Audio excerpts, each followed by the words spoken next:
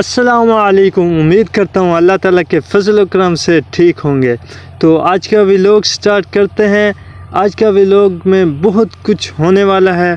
आज मैं घूमने फिरने के लिए आया हूँ, तो स्टार्ट करते हैं। नवी वीडियो बनाना शुरू करते हैं।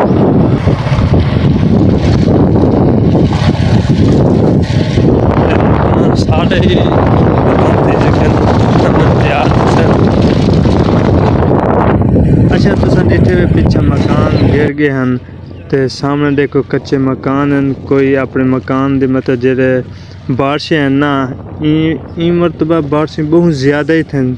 हर जगह पूरे पाकिस्तान क्या इंडिया च ज़्यादा थन। हर कोई अपने मकानात को देख उन्हें को लिपाई वगैरह करें पे ताकि महफूज रहें।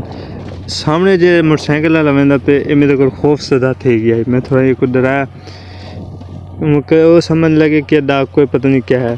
तो सामने ऐसा ज्यों अगर पहुँचे हैं, एक छोटा जहा लड़का मोटरसाइकिल चलाई जाता। सामने एक जंप है, तेज़ी चाहता पिया तो जंप वाल जाओ कुछ उन्हें कुछ संभालिया नहीं गया।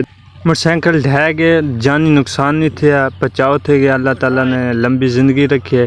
इंशाल्लाह एक नवी वीडियो नाल हाज़िर थे। दुआ में याद रखा है।